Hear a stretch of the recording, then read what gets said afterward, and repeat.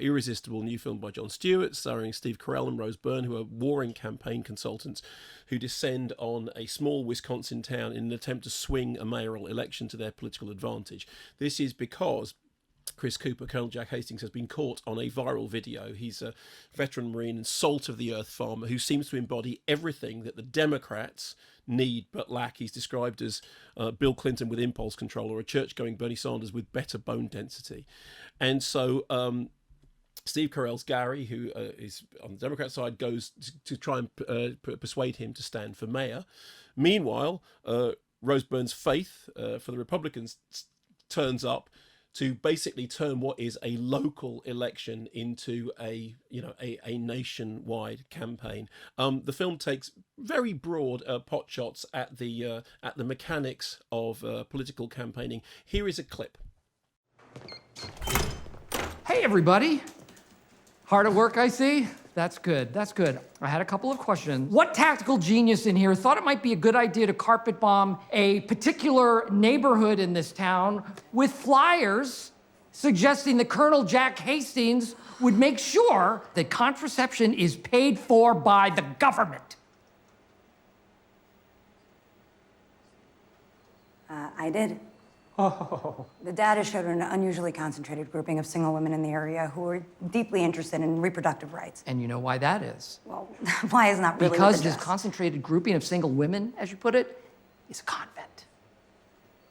They are nuns, which is how many of them are going to end up voting for us. Nuns of them.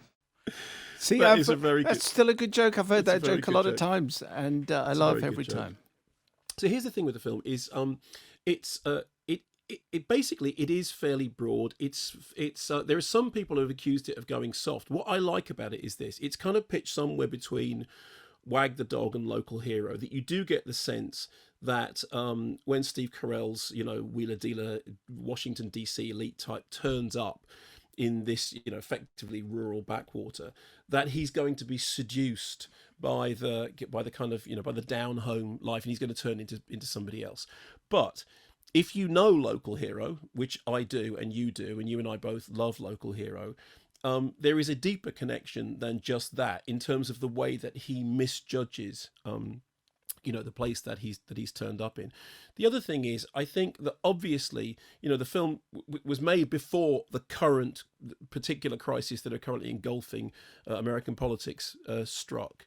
And consequently, it is possible to say, well, it feels out of step with everything that's happening now. Actually, one of the things I like about it is that I thought it was very good-natured, but also it's very specifically non-partisan.